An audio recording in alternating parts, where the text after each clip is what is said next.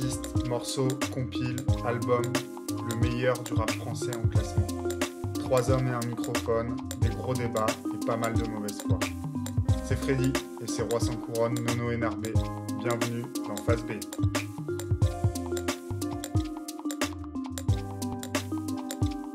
Aujourd'hui, les rois sans couronne, partie 1.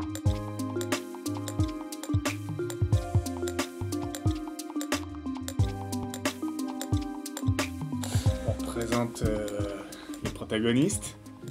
À ma droite, Narbé. Salut, ça va ou quoi? La forme. Tranquille.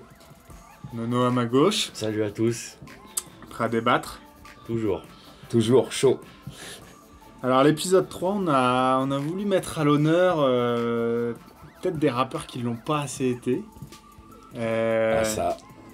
Du talent, mais pas le succès escompté, malheureusement. Et voilà, on a décidé de faire un petit top 5 comme dirait Nesbill, des rois sans couronne. Eux-mêmes. Eux-mêmes, les célèbres. Il y a eu un top 5 qui a été fait en amont. J'ai un peu jeté un œil dans les classements respectifs et il se trouve que c'est un épisode qu'on voulait faire depuis longtemps et qu'il y a un peu consensus quand même sur les 5 larrons. C'est vrai. Oui. On s'était concerté Oui. avec Nono. Et Donc va pas y avoir de grosses petits surprises, suspense de classement et on va les défiler un par un et parler un peu de leur carrière, des sons et des albums significatifs. carrément. Et du coup on va commencer, parce que je vais quand même choisir par qui on commence. Ah. On va commencer par Salif. C'est beau. On commence. Et naturellement, on va donner la parole à Narbé quand même. Ah, Oui, ça parce fait que- plaisir. Je peux pas faire autrement en même temps. Hein. Parce que voilà, l'émotion est là. Ah, l'émotion est là. Et qui de mieux pour en parler que l'ami Narbé. Avec On plaisir. t'écoute. Alors, Salif, tellement de choses à dire. Bah, on en a déjà un petit peu parlé dans les épisodes précédents, hein, Oui, parce qu'on longuement. on a parlé de ses albums et avec grand plaisir. Bon, c'est un grand rappeur et moi je m'en cache pas que j'adore. Maintenant, il a eu quand même une sacrée carrière, même s'il n'a pas été couronné comme il se doit. Mais c'est vrai qu'entre le collectif For My People, voilà, Ouais. il était même déjà un peu jeune padawan à l'époque où il y avait encore les Oxy, les Lord Co, etc. quoi. Quand c'était les vieux, les Bustaflex et tout, Ah oui, oui, il oui. était déjà là. Contrairement aux Danny Boss, etc. Serum, ouais. Ou Serum, Jeff Lener qui sont arrivés eux, pour le coup Un bien peu après. plus tard, ouais. Et donc voilà, faut Pas quand beaucoup même. plus tard, mais. Ouais, un peu ouais. plus tard. Faut quand même savoir ça, quoi. Donc, bah, c'est comme ça un peu qu'on le découvre, hein, je pense. En 2000 sur Certifié Conforme, Oui. je dirais. Oui, complètement. Avec C'est ça ma vie. Un son Un incroyable. son incroyable. Un de ses meilleurs morceaux. J'en pose un À pour mon le avis. fort aussi, Ouais, avec c'est le vrai. refrain de Lord Co. Et puis voilà, enfin, tout Mais cet c'est donc album. ça ma vie. Quel Ouais, morceau. ouais, gros son. Il y avait un remix aussi qui était super, non? Ils avaient Je changé me rappelle l'instru, plus je ça, crois. mais c'est Ouais, ouais. possible. Voilà quoi, il a participé au projet Zone aussi en 2002, qui est voilà, on en pense qu'on veut. Il a aussi, donc du coup ils ont sorti avec Nizet, son groupe, avec Oui. XS, Oui. ils ont sorti en 2003 Starting Blocks, c'est cool, mais voilà, pour moi ça démarre vraiment, on en a déjà parlé, parce que toi, il y a évidemment en 2001 Tous ensemble chacun pour ouais. soi, mais ça démarre vraiment pour moi, toute cette partie de Salif m'intéresse vachement moins, mais c'est vraiment en 2005, pour moi que ça a commencé à bouger, parce que je me rappelais pas, j'ai fait mes petites recherches sur les dates Tu as bien comme fait. j'aime. Et voilà, on a l'Asphalt Tape de Nizek qui sort, Oui, qui est quand même un absolument, projet ouais. important. Ouais, Et ouais. on a Mission de For My People, où il fait des couplets incroyables Oui, sur il est pas dans mal une de forme sons. assez olympique. On en ouais. a parlé, voilà, c'est le début du Salif très street. Je me rappelle notamment de On vit nos rimes ou de Comeback, etc. où il faisait des couplets de malade, quoi. Des grosses perfs. Ouais. Ah, je dis les conneries, il y avait aussi en 99 le EP où il y avait Ini, Mini, Minimo. C'est là peut-être. C'est ça son C'est premier là son le vrai connu. son, le Oui, vrai oui, premier c'est son. vrai. Je dis les conneries, c'est vrai, pas sur vrai. certifié conforme en fait. Et puis voilà, bah après moi j'adore aussi Au pied du mur de Nizet, le double album Street là que j'avais adoré moi perso. Il y a des sons qui sont fous et où c'est vraiment le prolongement de Mission, voilà, sur la mode For My People où il est un peu où il est un peu normal quoi, il y a du monde quoi avec lui, c'est un collectif donc il a pas trop la place de s'exprimer comme il se doit, mais il faut se rappeler qu'il y a Kaira La Muerte sur Mission. Oui. C'est là qu'elle sort pour la première fois, tu vois, qui est un sacré son. Et donc voilà, sur Au pied du mur, voilà, c'est quand même c'est un double album que moi j'adore personnellement, un double streak de Nizé, mais voilà, il y a plein de sons complètement fous, des instrus qui ont peut-être un peu vieilli, mais ils sont comme Avec le temps, Cédar, Brabu, c'était des morts de peur avec Issaka de la Malika Mort qui était un gros son. Non, il y avait même le son avec Sini qui était malade, là on baise la concurrence, Big City du crime avec ce cher Fofo 44. Cher à tes yeux, mon cher Nono. Ouais, c'est un peu le symbole de ce podcast. Hein. C'est ça. La mascotte. Non, ma jeunesse et tout. Enfin, bref, il y a des super sons et c'est un double assez complet. Voilà, moi voilà, c'était pour moi tout ce dont je parle Au pied du mur et Mission, c'est vraiment grâce à ça qu'on arrive à ce double album prolongation qui est certes truffé d'inédits ou de sons qu'il avait posé sur des compiles ou de juste des petits couplets qu'il y avait notamment sur Au pied du mur de Nizé et tout, mais c'est un sacré beau condensé, je trouve, du Salif abouti pour moi, que voilà, la période de Salif que j'adorais, quoi, 2005, 2006, 2007, 2008, c'était par là, quoi. On a eu un autre projet de Nizé aussi qui était pas si mal en 2008, justement, Sissi la famille, je sais pas si tu t'en rappelles, quel nom affreux. Je ne l'ai jamais écouté. Mais voilà. En toute franchise, hein. Je pense que c'est à cause justement de ce nom, non? Pas que. Après, oui, il y avait aussi Boulogne Boy qui était avant prolongation. Ouais. Où il y a pas mal de trucs qui ont mal vieilli, mais par exemple, c'est la première fois qu'on entend, c'est l'intro de Boulogne Boy, c'est Yo-Yo, Oui, qu'il avait remis dans prolongation, qui a un son, quand même, il n'y a pas à chier, qui a quand même un super son. Bon, je vais pas m'étendre trop longtemps sur prolongation parce que je l'ai déjà un peu fait dans les épisodes précédents et sinon après on n'a plus le temps. Mais voilà, et évidemment en 2009 et en 2010, Curriculum Vital qui même me suivent, qui sont les deux albums vraiment, qui sont des vrais albums pour le coup et qui sont vraiment voilà. Sur Curriculum Vital on avait J'hésite, sur qui me suivent on avait Jean Slim qui sont pas des très bons son à sortir comme son radio pour clipper, tu vois. Je pense on va y revenir, mais c'est peut-être ce qui lui a... C'est peut-être ce qu'il a plombé. Hein. Ce qu'il a plombé. Mais Curriculum Vital, j'avais réécouté l'autre fois, les prods, mais c'était une période sombre pour le rap et les instrus là. C'est dur, hein, c'est super dur. Moi je trouve que Qui m'aime me suivre, c'est encore pire. Mais... Ouais, peut-être t'as raison. Qui me suit, j'ai pas assez écouté moi. Mais je pense que t'as raison. Enfin, moi, ça me plaît moins, quoi. Mais je me rappelle, moi, justement, avant Curriculum Vital, donc entre Prolongation et Curriculum Vital, il y avait un son qui était sorti en inédit, qui était censé être pour la promo de CV, justement, Curriculum Vital, qui s'appelait Boomerang. Je sais pas si tu t'en souviens. Je me rappelle. C'était un excellent son, et moi, je me suis dit, putain, mortel, il va nous sortir un album, mais tuerie, quoi. Et en fait, c'est pas du tout ce qui se passe, malheureusement. Mais J'hésite, un bon morceau. Ouais, bien écrit. Bien écrit, un peu vieilli, bien rappé, bien écrit, parce que c'est Salif, mais voilà, après voilà, bon, oui, dans Tous Ensemble, Chacun pour Soi, il y avait, moi le son que j'écoute encore avec plaisir, c'est Dur d'y croire, personnellement, que j'adore, voilà. Mais oui, il y avait Tous Ensemble, le tube, qui pour moi est inaudible et l'a toujours été. Non, bon. J'adore ce morceau. Mais voilà, c'est pas un album, moi, qui me touche, contrairement à toi, tu vas pouvoir plus t'exprimer là-dessus, je pense. C'est gentil.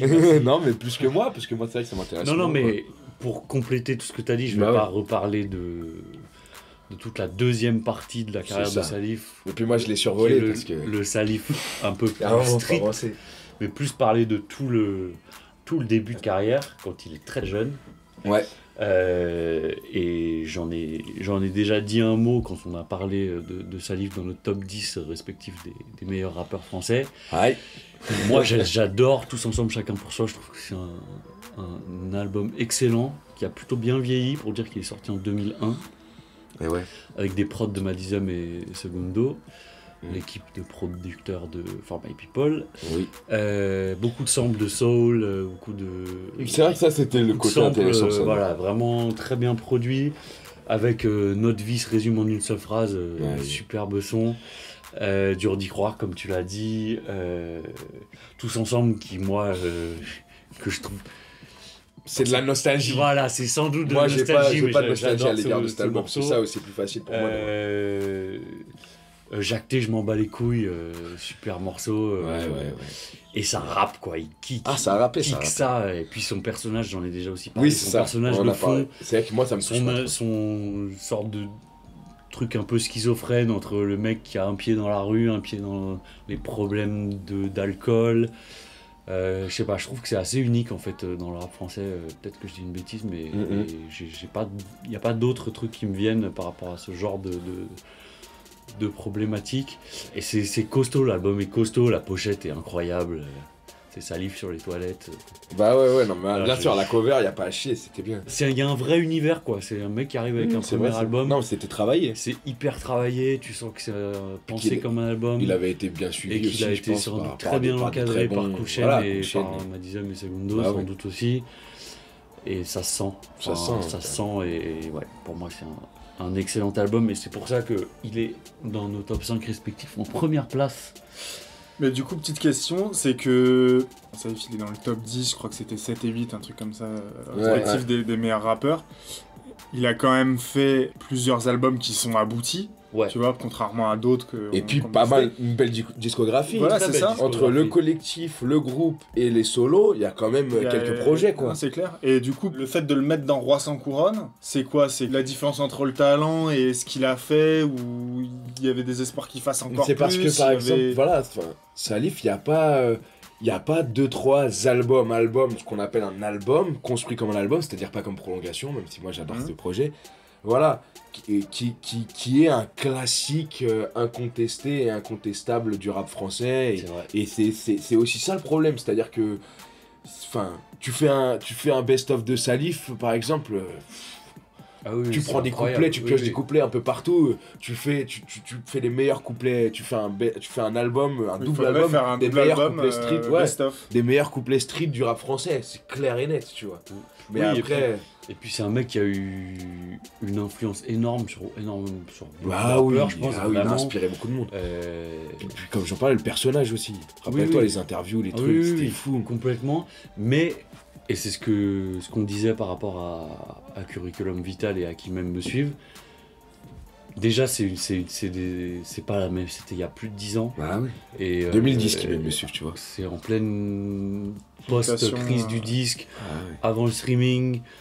Le rap, ça a pas du tout la même image qu'aujourd'hui, ça galère pour vendre des Et disques. puis ça, c'était enfin, ça pile galère la pour- période noire, 2009-2010, c'est vraiment dur. les Donc, années. en fait, il y a une histoire de timing, je pense aussi, et aussi, on en parlait, peut-être de manque de morceaux un tout petit peu plus fédérateurs. C'est ça. Enfin, tous ces derniers projets, c'est street, quoi. Il Ah, n'y a pas de place pour les compromis. Alors, c'est ce qu'on aime aussi énormément, je pense. J'adore. Mais, tu vois, même Minimo, Ouais. qui est son premier gros morceau avec Lord Co, c'est un petit tube du rap français. C'est un morceau Bien sûr. qui sort un petit peu. Alors, peut-être qu'il n'avait pas du tout envie de faire ça. Après, il y a le morceau qu'il avait fait avec Roldan de Orichas. Bah c'était sur Pareil, Mission, ça là, aussi, c'était ouais. Sur Format People Mission, Ouais, c'est ça. qui a été un tube, mais C'est un gros tube, ça. c'était un putain, la énorme vache, tube, ouais. mais c'est pas des morceaux. Enfin, celui-là, c'est pas un morceau de Salif, c'est un morceau collectif. Bah, avec il y a, Salif y a rappe Cool dessus, Chain et Cool qui Chain. rappe dessus, et puis Roldan qui fait le Et refrain. puis, oui, voilà, et puis c'est un truc un peu particulier parce qu'il y a une couleur très. Bah oui, latine. c'était le but. D'ailleurs, C'était ils l'ont le but. clippé, d'ailleurs, ça a Et marché. ça a cartonné. Mais peut-être qu'après, il lui a manqué des morceaux un petit peu plus universels, entre grands C'est guillemets, clair. pour que les gens le retiennent. Mais je pense Mais dans qu'il le eu rap, un il a été impact. retenu de dingue. Oui, quoi. c'est ça. Impact sur le rap français Voilà qui est, aussi. qui est énorme. Ce dont j'ai pas parlé, c'est qu'on disait, on a parlé vite fait de Bull Boy qui est quand même sorti donc entre Mission de Former People et le projet de Nizet et puis Prolongation. Il y a eu Bull Boy qui était vraiment son premier vrai street à lui dans ce truc-là en solo. Et c'est quand même, voilà, Yo-Yo en intro. Et il y a aussi surtout le tube, mais seulement dans le rap, Ghetto Youth. Ghetto Youth Qui est était un dessus, morceau, qui est un morceau complètement fou, que tout le monde a saigné, écouté, et qui est un concept qui a été repris un pactole de fois, quoi. Tu Ah vois. oui, oui, non, c'est clair. Donc, Et il y a un dernier truc que je voudrais dire par rapport au fait qu'il soit considéré comme un roi sans couronne, c'est qu'il a arrêté sa carrière d'un coup d'un seul, et on n'entend plus parler de lui depuis 10 ans. voilà, Et il a arrêté il le a rap, fait comme en Fab. à peu près. Et en fait, ce qui est très particulier, c'est qu'il a eu toute cette période à partir de 2005 où il a été d'une productivité énorme, parce que je veux dire, c'est impressionnant, surtout à l'époque, de sortir C'était autant de compliqué, projets. hein. C'était pas, les rappeurs n'étaient pas aussi productifs qu'aujourd'hui, en tout cas en France. Lui, entre ses projets solo, les projets avec Format People, les projets avec Nizé, c'est une énorme discographie. Et en fait, je pense que d'un coup d'un seul, après 2010, il a arrêté. Et il y a cette frustration de se dire, est-ce s'il avait continué, est-ce que ça n'aurait pas été un peu différent? Et je pense que lui, il en a eu marre et qu'il est passé à autre chose. Et puis que voilà, encore une fois, je pense qu'il savait qu'il était. Tout le monde lui disait qu'il était super fort et il le savait, je pense, ce mec. Et juste, il voyait que ça payait pas au sens large du terme, pas forcément financièrement, quoi. En matière de notoriété, de célébrité, il n'était pas reconnu à sa juste valeur. C'est pour ça que c'est un roi sans couronne. Mais c'est un mélange de plein de choses. Ouais, c'est un mélange d'époque, de morceaux. Mais même à la fin, tu vois, quand il a sorti ses 2 albums, je me rappelle aussi des featuring qu'il faisait qui étaient moins bons, tu sais. Ouais, genre, je me rappelle maintenant sur Table d'écoute 2 de Medine, il y avait un son qui s'appelait Téléphone arabe, où Salif, t'attends son couplet la première fois que tu l'écoutes avec impatience et en fait t'es hyper déçu. Et c'était le cas, j'ai plus d'autres trucs en tête, j'ai repensé à ça, mais il y avait pas mal d'exemples comme ça. Il était vraiment en fin de parcours, tu sentais qu'il avait plus la niaque, il a bien fait de s'arrêter à ce moment-là en fait, tu vois. On peut peut-être aussi, Mais voilà, il y avait aussi plein de petits inédits que je voulais juste citer, ou des sons qui ont été sur des compiles comme Bleu, Blanc, Rouge, sur une compile de Ghost et Goldfinger qui était ouf. Featuring avec Fofo 44. Fais ce que t'as à faire sur aussi 2006, qui est un son malade. On aura l'occasion d'en reparler. Il y avait un son au moment des élections en 2007 de Sarkozy qui s'appelait Le Débat avec Jackie Brown. Putain, je me rappelle. Où Jackie Brown il fait genre la voix du ghetto et puis lui il fait genre le président. C'est genre un débat entre les deux où il rappe. C'était assez marrant. Enfin, Jackie chante plus qu'il rappe, mais voilà quoi. Non, il a quand même participé à pas mal de concepts un peu originaux. Ils se sont bougé le cul quoi. Il s'est bougé le cul vraiment. Il a eu une carrière sur un peu plus de 10 ans. C'est et voilà, grand rappeur, donc il est numéro 1 pour nous deux. Pas de discussion. Pas de discussion. Et ben on va changer le tour de parole et en numéro 2, on en a déjà parlé sur les épisodes précédents, mais on va y aller un petit peu plus en profondeur. C'est de I2L. Ilji, absolument. Nono, petit retour. Écoute, moi je l'ai mis en numéro 2 dans mon top 5 pour être cohérent avec mon top 10 des rappeurs dans l'épisode précédent. Alors, il a pas du tout la même je l'ai mis en numéro 3, productivité et discographie que Salif. Ah non, c'est clair. Malheureusement, et c'est bien pour ça que c'est un roi sans couronne, c'est que tout le monde s'accordait à dire que c'était un des meilleurs rappeurs français pendant quelques années. Moi, par exemple, je l'aurais mis en 1, tu vois. Je trouve qu'il y a plus d'écart entre ce qu'on attendait de lui et ce qu'il en reste au final, quoi. Ouais, non, mais après, voilà. Après, ça se tient. Il y a aussi, beaucoup de gens qui le mettraient en numéro 1. Et c'est ça, sans problème. Alors, c'est vrai qu'il symbolise un peu et je comprendrais tout à fait. Ce qu'est un roi sans couronne, quelque part. Lui, c'est le vrai. Hein. Parce que pour le coup, avec des si, il aurait pu être Booba bis, en gros, quoi. Enfin, je veux dire, je pense qu'ils étaient sur la même ligne au départ. Et même, je pense qu'il était en avance parce qu'il est un peu plus âgé et que tout le monde le considérait comme un des tout meilleurs rappeurs français. Et que Booba a une carrière incroyable et qu'il a une carrière finalement très inexistante. Quasiment inexistante. Enfin, tu vois, l'aventure Time Bomb. L'aventure Time Bomb, c'est cette frustration-là que naît en fait le fait de dire que c'est un roi sans couronne, je pense, pour les gens. C'est clair. C'est qu'il y a un album des X-Men dont on a déjà parlé et qui est pas à la hauteur de ce qu'on attend du groupe en fait. Et tous leurs classiques, les morceaux les plus importants des X-Men, ils ont tous été sur des compiles, quasiment que ce soit Pandélé, que ce soit Retour aux Pyramides, J'attaque du mic, les bidons veulent les guidons. Ouais, ça c'est un morceau collectif. Bah oui, c'est le seul morceau, il y a tout le monde. Et c'est genre le symbole de Time Bomb avec les freestyles original Bomb Attack où il improvise et où il est incroyable. Il est trop fort, niveau, trop je sais fort. pas si un autre rappeur français en impro qui a été aussi bon que ça, peut-être Bustaflex. Mais sinon, je sais pas trop, rigole. Mais voilà, donc c'est... Et en fait, après, il n'y a pas d'album solo de Hill. Ah non, il n'y a pas. Il y a l'espèce de compile, ainsi soit-il, en 2006. Avec Mon Money, avec des c'est pas un bon projet, quoi. C'est pas un excellent projet, quoi. Mais c'est une sorte de fourre-tout qui sort à un moment un peu critique pour comme on l'a dit. avec une pochette un peu miteuse. Enfin, c'est pas à la hauteur de ce qu'on peut. Puis tu vois, pourrait on parlait de Pandélé, Descendélé, J'attaque du mic ou Les bidons veulent le guidon. Tout ça, ça sort en 96. Donc juste au début de l'aventure Time Bomb, tu vois. Ouais, en 97, t'as Retour aux pyramides sur ouais. Massive va craquer. Ouais. Et en 98, t'as l'album qui est, comme on a déjà dit, voilà, mal produit, fait dans la vitesse, dans le stress, il y a dans machin. il y a Style de vie, il y a des super morceaux dessus et tout, mais Il y a blablabla. ouais, voilà, mais bon, c'est il aurait dû ou il aurait pu et puis il a pas été. Non, c'est Voilà. clair, c'est clair. Alors Mais lui, c'est pour ça- vraiment typique. Et c'est pour ça que les gens peut-être le mettraient en numéro 1 et même encore aujourd'hui là, il a sorti un clip, les gens l'attendent quand même un peu. Et les gens le citent et les gens y pensent alors que c'était il y a plus de 20 ans. D'ailleurs, ça c'est qui est Cassidy assez- derrière dans le clip, avec la capuche. Ouais. T'as vu Ouais. Mais donc voilà, pour moi c'est pour ça qu'il est en Mais en c'est numéro 2, pas pour l'impact Ouais. qu'il a eu et pour la carrière Donc moi, qu'il je l'ai aurait pu même mis en avoir. numéro 3, tu vois. Voilà. Donc, Après, d'accord. mais je comprends tout à fait que plein de gens le mettent numéro 1 et y a pas de problème. Moi, c'est... En plus, Mais c'est peut-être la génération d'avant nous l'aurait mis en numéro 1 les yeux fermés. en plus, tu vois. Peut-être, c'est sûr. Voilà, après on va pas revenir sur tout ce qu'on a dit déjà c'est sur clair. lui, parce qu'on va se répéter, mais... Voilà. Mais il y a un côté un petit peu...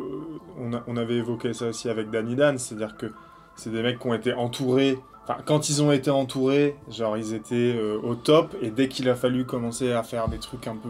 Ils ont Un pas peu fait les bons choix, je Ouais. pense. Et lui, non mais lui, il est vraiment parti saoulé. Hein. Je lisais une interview de lui l'autre fois dans l'Obsession Rap de la BCDR du son. Et Très bon livre. très bon livre. Et je lisais un paragraphe de quelqu'un qui parlait de l'avoir interviewé à l'époque, je sais plus qui, un journaliste, mais qui disait ouais, il est parti saoulé, frustré, triste, amer, aigri un peu, tu vois. Il est vraiment, il a quitté le rap d'une manière.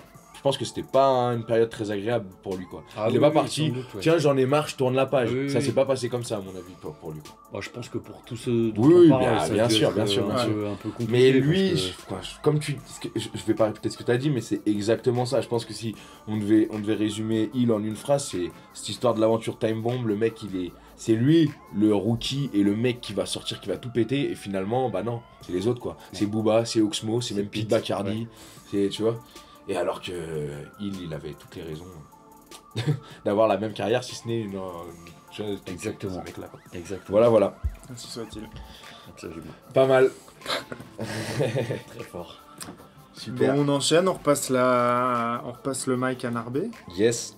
pour nous parler de NE2S. Ah, le 2S, saute-nous pisse. Rap de test. Putain, moi je l'ai mis en numéro 2 justement. Mais moi je l'ai mis en numéro 3. Voilà. Mais ça, On ça est je comprends. globalement De toute d'accord. façon, globalement. Parce que Nesbill, encore une fois, moi c'est un rappeur qui m'a beaucoup touché. Ouais, moi Et aussi, ouais. on parle de solidité de carrière. Il a sorti 4 albums solo. Si je dis pas de bêtises. Il y en a 3 qui sont des très très bons albums pour moi. Ouais, je suis d'accord avec ça. Voilà, lui on le découvre quoi en 2000 avec Dissident. Ouais, et puis il a une ouais. carrière avec Dissident Voilà. aussi. Dissident, ils ont sorti un album, HLM Résident. Ouais, où il y a, des Où il y a super notamment sons. le son avec Lunatic de l'Armée 200 qui est incroyable, ou Un énorme Criminogène. classique, Criminogène, C'est des sons que superbe. j'écoute encore aujourd'hui avec plaisir, Ouais, moi, tu c'est vois. vrai. Et Qui était pas dans les mentions honorables de... Parce que c'est un bête d'album quand même. c'est un très bon album, ouais, mais on peut pas mettre pas tout le tout, monde, Un ouais, petit c'est peu ça. inégal, moi je trouve. Ouais, voilà. Il y a énormément Enfin, de il est super quand même sons, moins d'autres. bon que La Mélodie des Briques en 2006, Oui. que Roi sans couronne en 2008, que NE2S en 2010, qui est moi personnellement un album que j'adore. Mais voilà, La Mélodie des Briques, c'était... D'ailleurs, il y avait une histoire qui circulait à l'époque, comme quoi il était encore avec Booba à cette époque, Nesbill. Bah, il faisait partie du 9 de I, il faisait partie du 9 de I, il avait posé Baby sur Panthéon, ouais. et donc c'est là Absolument. qu'il est un peu plus connu du grand public, quoi. Et il voulait sortir La Mélodie des Briques, et pareil, c'est Booba et 9 de I qui lui disent non, il est pas assez abouti, ton album, tu devrais pas le sortir, faut que tu retravailles dessus. Et je crois que ça l'a saoulé, Ouais, donc il a et claqué ouais. la porte et il l'a sorti quand même, quoi. Chez Nouvelle Donne. Chez Nouvelle Donne, Bêtise, ouais, ça doit être ça. C'était le label de Et, Disease, le label de Factor X. Ouais. et- C'est vrai que c'est un Paul album Paris. qui est pas abouti, mais c'est quand même un bon album où il y a des bons sons. Inégal aussi, mais il y a des bons sons. Et évidemment que dans Roi sans couronne en 2008, c'est là que... Moi, on est bien. Toi, Moi, c'est mon album préféré de Nesbill. Moi, je préfère encore NE2S parce qu'en 2010, il prend vraiment des risques sur pas mal de sons et j'adore, moi. Ce qu'il arrive à en faire, alors que ce mec-là, il a quand même une gueule particulière, une voix Ouais, particulière, une dégaine particulière. Il a quand même c'est tout sauf un rappeur pop, quoi, tu vois. Ah et ouais. il s'était essayé à faire des Ça, trucs c'est un sûr. peu marrants. comme ça, et il était bien arrivé, je trouvais. Ouais, c'est un putain d'artiste. Même sur entre les deux, il y avait RSC Session Perdue. Session Perdue. Où il y avait le remix de No Life là, d'Orelsan. Ouais. Il y avait Amnesia, la reprise de Day and Night là de Kid Cudi. Ouais. Et Ray aussi, qui était une putain d'instru hyper dirty, moi j'adorais, tu vois, pour l'époque et tout machin. Qui était sorti, gros son efficace, super bien mixé et tout machin, j'adorais moi. Et c'était vraiment pas mal quoi. NE2S qui est voilà en 2010 un album que moi j'ai adoré vraiment. Et qui est pour moi le plus abouti, même s'il a moins marché et qu'il est moins respecté dans le milieu du rap que Roi sans couronne. Hein, comme tu dis, il y a beaucoup de gens qui sont de ton avis. Ouais. Moi j'adore Roi sans couronne aussi. Hein. Ouais. Et il y a des sons de malade, genre l'intro Rime Instinctive ou Le loup dans la bergerie, ou même Roi sans couronne le son. Enfin, bref, des trucs de fou. Il est trop bien écrit cet album. Après voilà, Sélection naturelle en 2011 qui est vraiment pareil. Voilà, comme on disait Curriculum Vitae qui me suit. Lui, il est essoufflé, il en a marre. C'est pas un bon album, il aurait même pas dû le sortir pour moi. Il y avait des bonnes prods de DJ Belek comme Gunshot et tout. Il y avait un son avec Islame, la nébuleuse des aigles, qui était vraiment pas mal, moi je trouvais.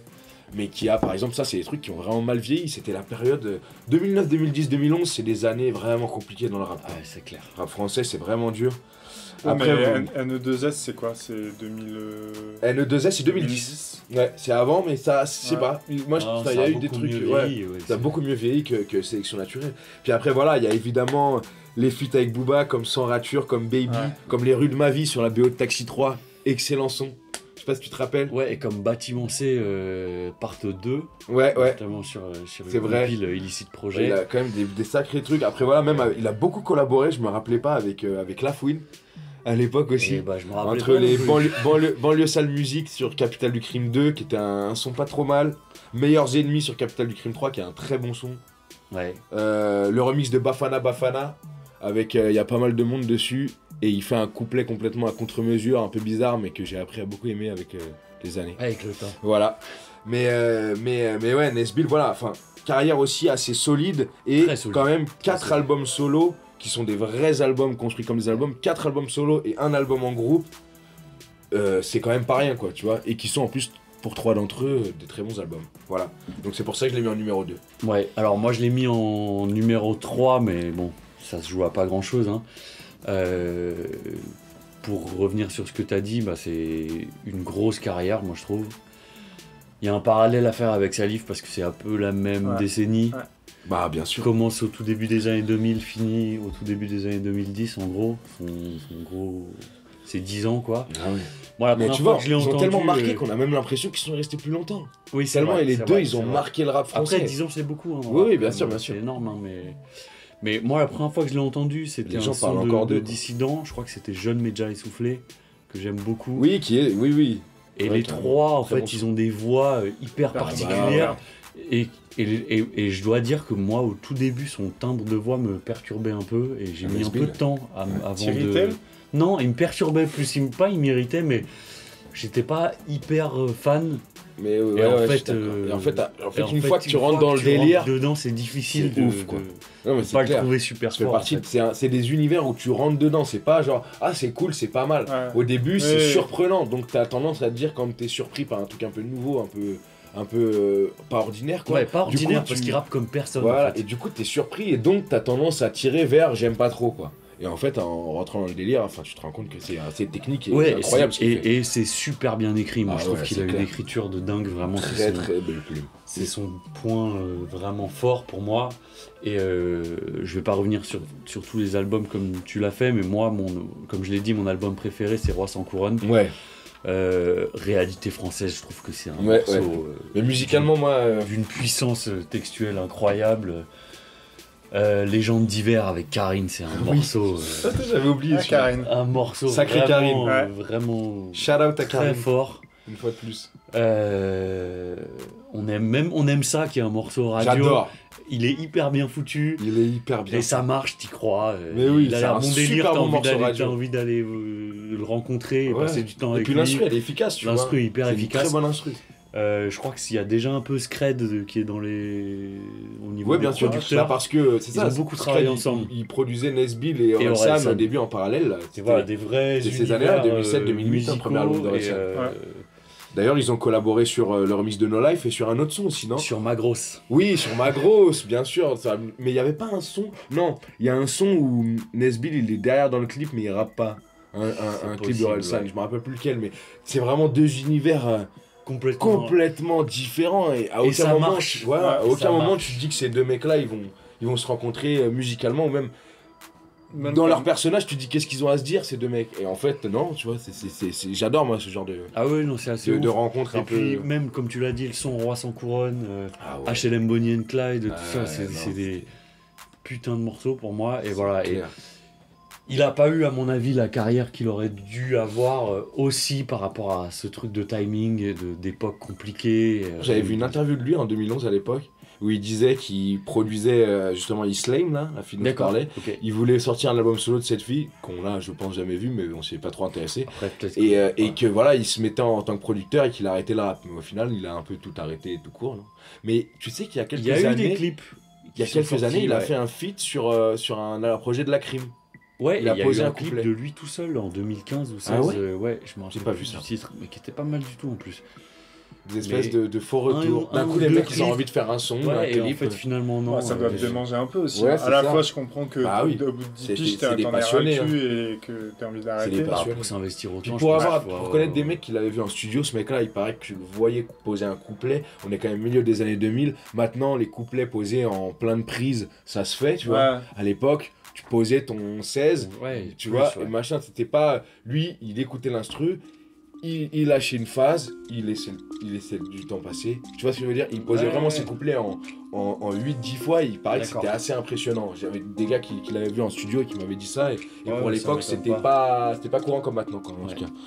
Il avait vraiment un truc à part, quoi, un truc précurseur, ce gars-là. C'est clair. Voilà, NE2S. NE2S, NE2S, Corias Z. Le tour est fait, rien à rajouter. Non, Bah non. écoute, Non, moi je. on pourrait parler À part des heures de tout du ça. respect pour sa carrière. et sa Ouais, musique. beaucoup de respect.